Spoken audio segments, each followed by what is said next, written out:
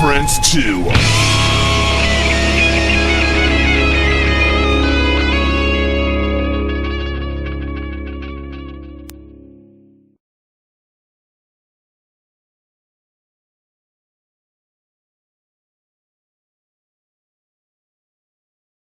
This is BleachBANGS Music, and we are sitting in with Aaron Nordstrom from Gemini Syndrome. What's going on, man? What's happening?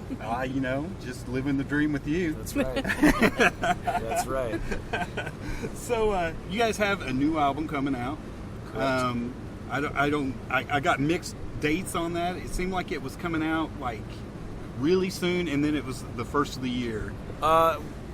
Realistically, it'll be early next year. Okay. It's cool. not. We're going in as soon as this tour is done to finish recording it. Right on. So the really soon date you heard was probably that. Okay. Yeah, we'll be in the studio, November, December, and just knocking that out. And then as soon as we can get it out, we'd like to have it by March. Cool. If we could. Any title yet?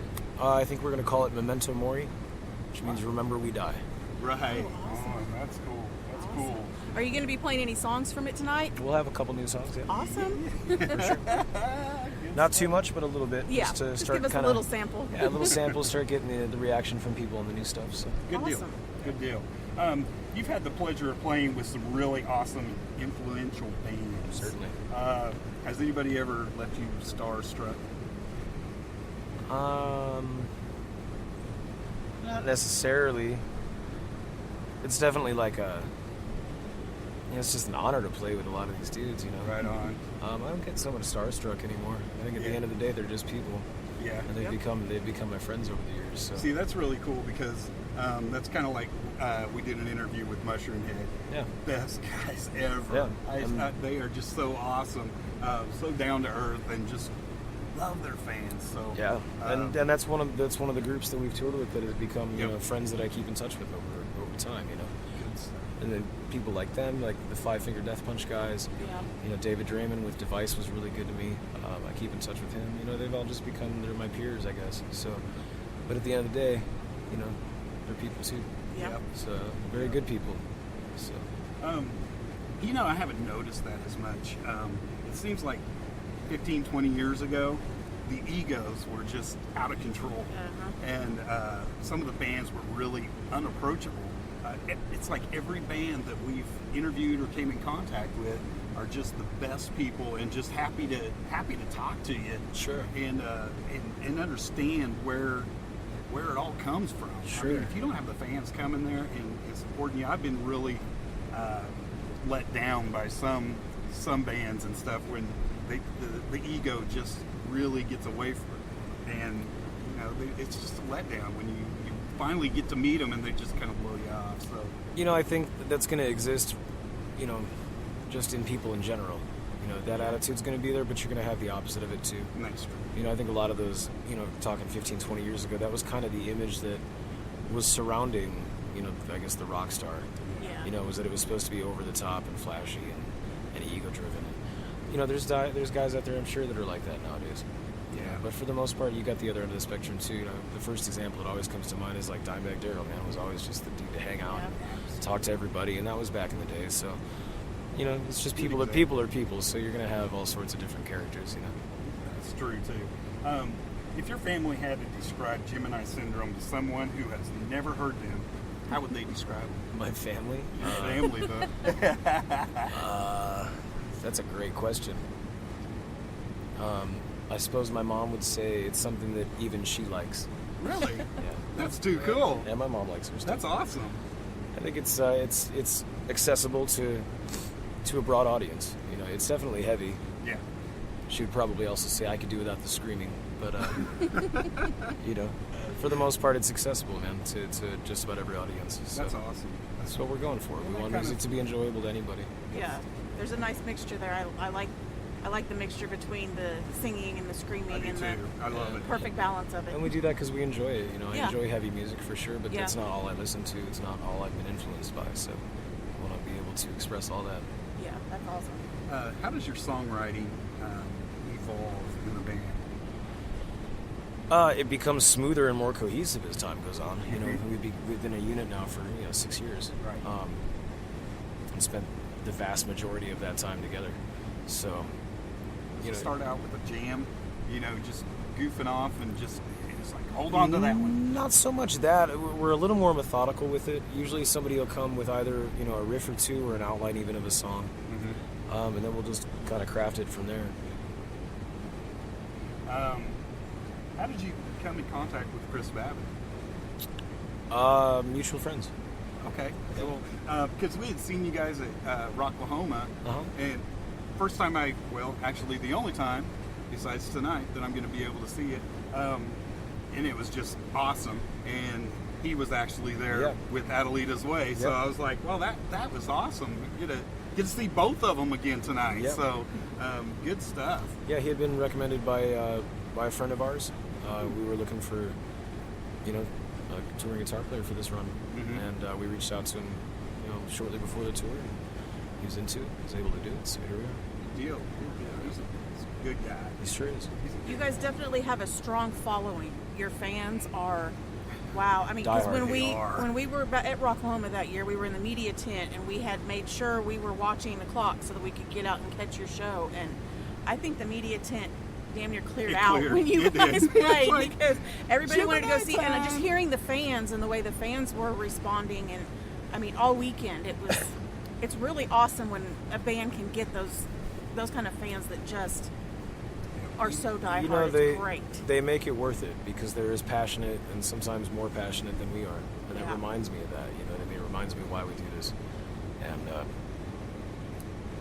you know, I don't know that I'd keep doing it without them. I'd still play music. I've always played music, and I always will. It's just kind of what I do.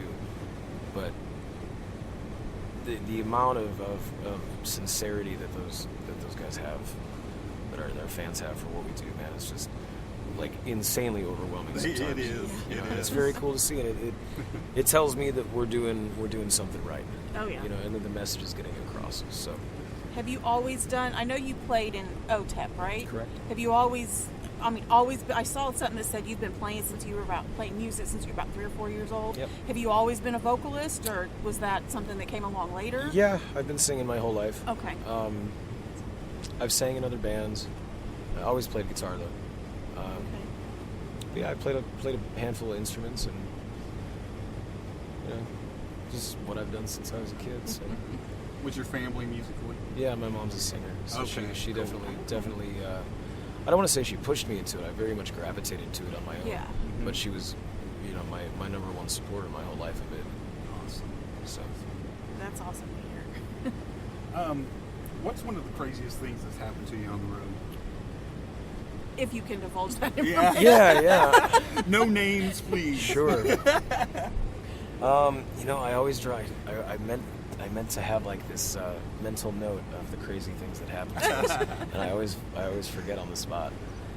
The ones that come to mind, man, are just like the crazy accidents and transportation issues we have. Like just on this tour alone, after the first show of this tour, the brake drum caught on fire in the middle of Texas, in the middle of nowhere. Oh, no. So you know, we had a pack of 40 bottles of water, and we were putting the fire out with water bottles. Nice.